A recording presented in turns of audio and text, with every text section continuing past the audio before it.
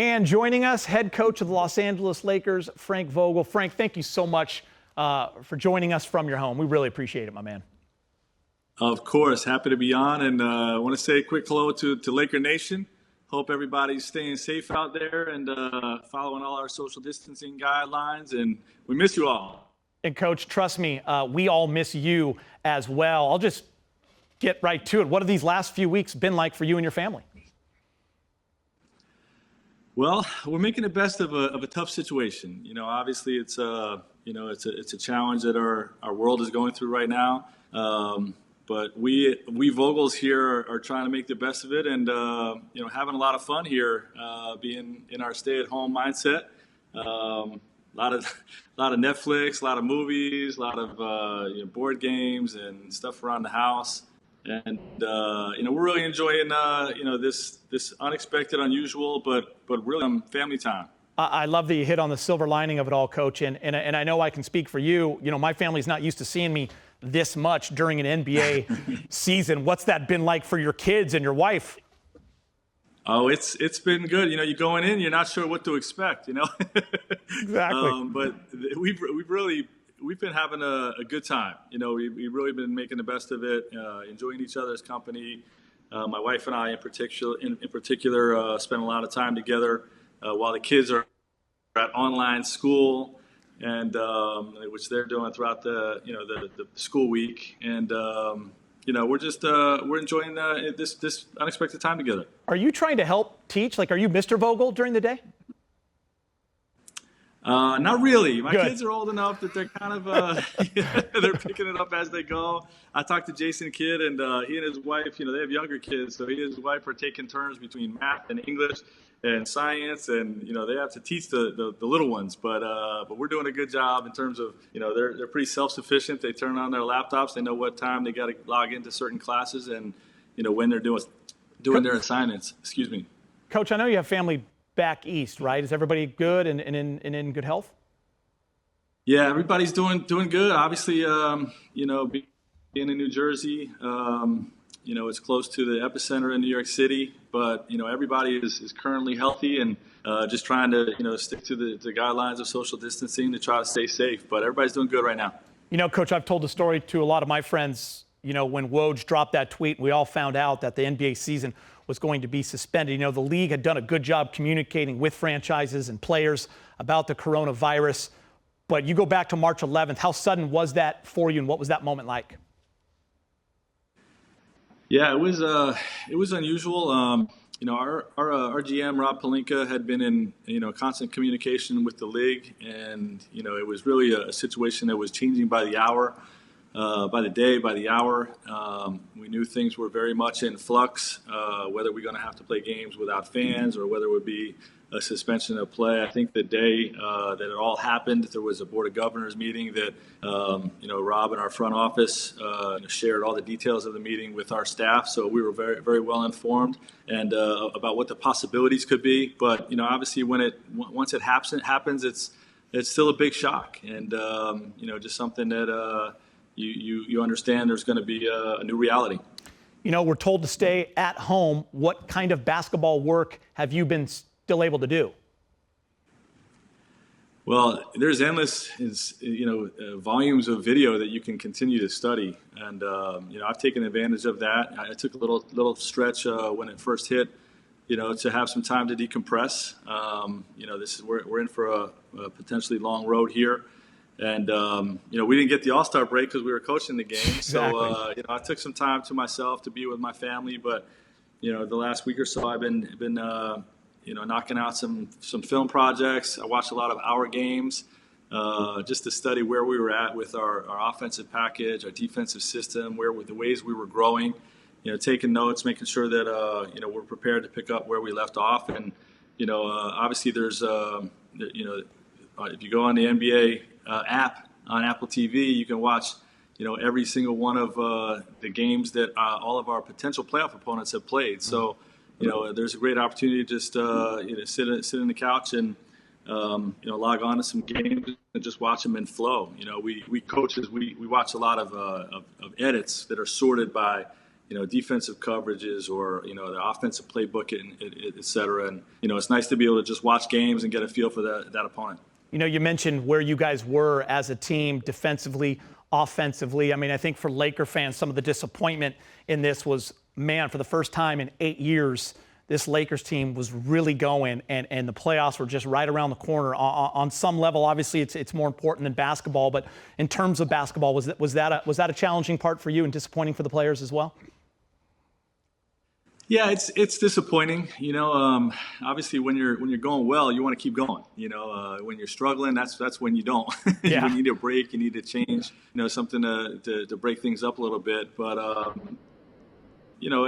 we really try to have a mindset as a team to focus only on what we can control. And this is something that's not controllable by us. So we're going to make the best of a difficult situation, and hopefully, obviously there's no timelines or no idea what the end result's going to look like for this season. But we're hopeful that we're able to resume at some point if it's safe for the world for us to resume.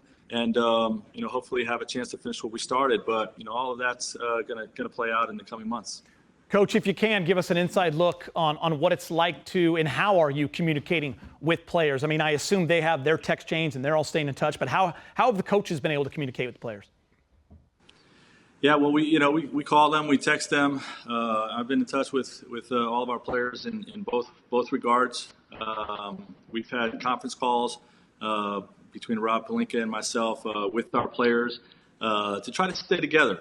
This has been a strength of our group. There's a lot of teams out there that probably couldn't wait to get away from each other, and ours was the opposite. Our guys really enjoyed being around each other every day, and enjoyed the process of what we were building here. And so we've gotten them on the phone a couple times with conference calls, giving them updates from what the league is telling us. Through the quarantine and all of that stuff, and trying to stay together.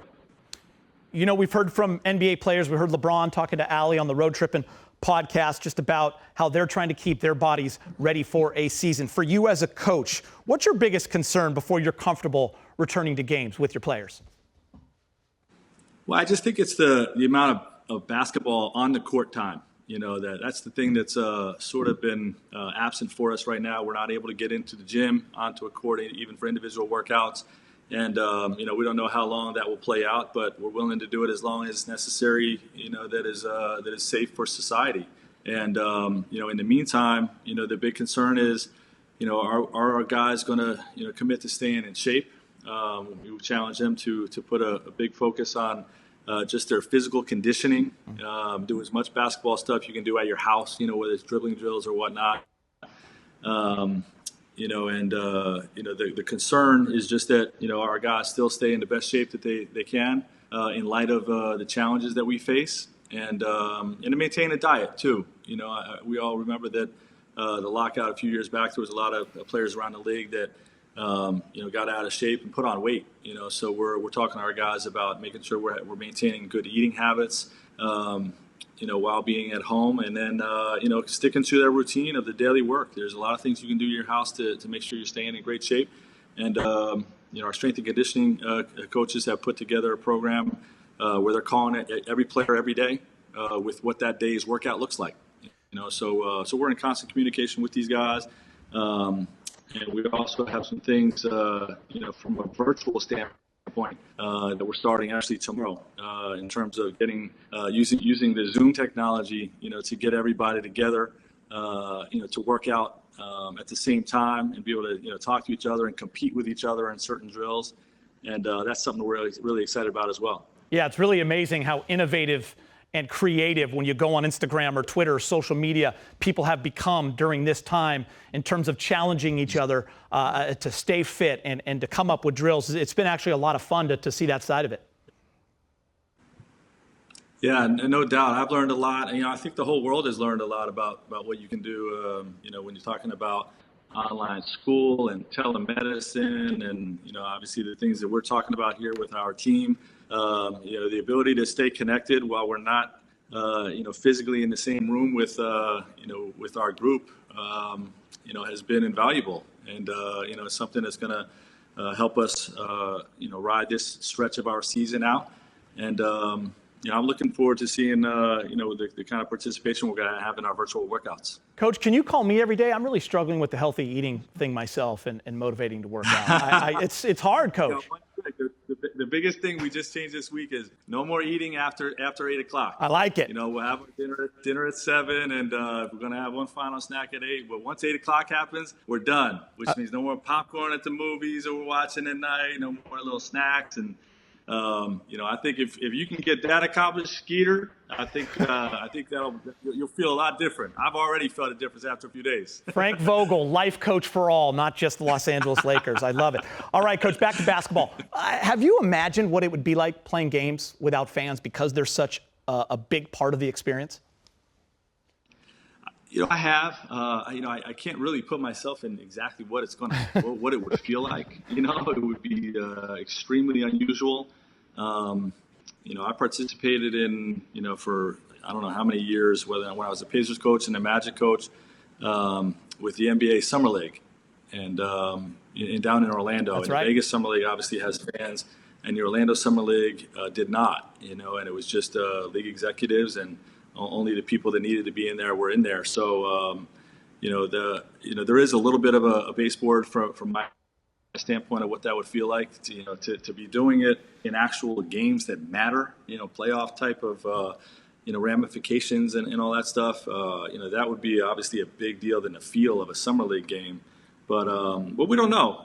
Everything's up in the air right now. We don't know if that's down the road for us or not. We're going to just continue to follow the league's lead and do whatever is best for our league while staying in line with what's socially responsible and doing what's safe for the world. Yeah, it's interesting, Coach. We think so much about players playing in front of no fans, but coaching in front of no fans is kind of weird too. I mean, you're yelling all the time, and us at home watching would be able to hear every word you said.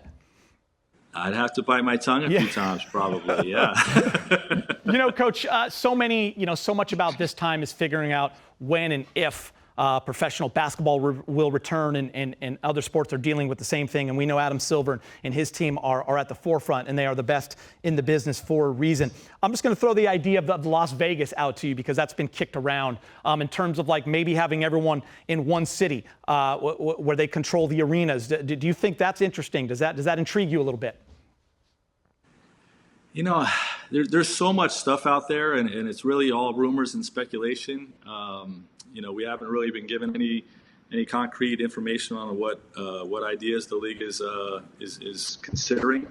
So we're ready to just roll with whatever. Yeah. If it's something like that, if it's all in one city, or if we're traveling, or if it's 3-game series, 5-game series, if we play regular season, like all these scenarios, we just don't know. We'll just continue to, much like the rest of the world is doing, wait and see, and be prepared for whatever they present for us. Coach, every coach I know, one of the biggest challenges they always tell me about is the fact that, during the season, it is really hard for you guys to have team practices because you're traveling, you need days off, there's so many games. If you could have it, I don't know, a perfect way to come back, how much time would you need with the team? Is it 2 weeks, actual games? Because you mentioned the time away from each other and being on the court. Yeah, that's a difficult one as well because I think the longer the amount of time that goes by, the more time you're actually going to need to get back to being in game shape. Obviously it's not going to end today. But if it would end today and we were only out for 2 weeks, you could probably get back in a few days to up to a week. If it goes 2-3 months, maybe you need a little more than 2 to 3 weeks. It's really one of those. Let's wait and see how much time has gone by, and see what feels right and what makes the most sense. I think our league does a great job of having a common sense approach, and they're going to do things that are in the best interest of our players and our fans, and obviously, within the guidelines of being socially responsible. Coach, I appreciate your time, but before I have you go, can you give us a TV show maybe I should watch with my wife? If you and your wife, binge watch a show, and then also give me a family show that maybe the kids are watching with you guys. Do you want my top 20? I can give you a long list. Yeah, you got nothing but time, right? No. Yeah, throw me out a couple, Coach. Go ahead. Is it like Tiger King or something? What do you got? If your kids are not in the room, I highly suggest Game of Thrones. I'm a big fan of that. Yep. If your kids are in the room, I would say Stranger Things. Ooh. One of the shows that we knocked out most recently, there was a little hidden gem we didn't know much about. Was this show on Netflix called All American, which takes place here in LA. And, yes.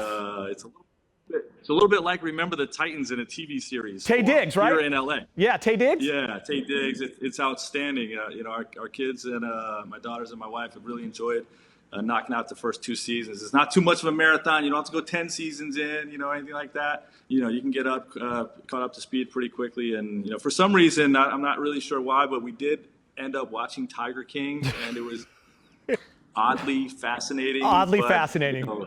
Yeah, perfect way to put that. Okay, recommending you to sit that one out as well. Yeah, I'm not going to have my kids watch that one, but definitely oddly fascinating.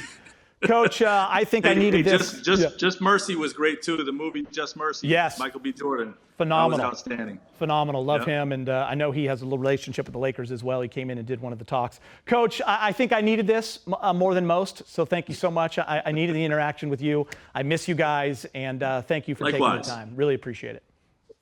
Thanks, Chris. All right, Coach. We'll talk soon. Hey, take care. All right.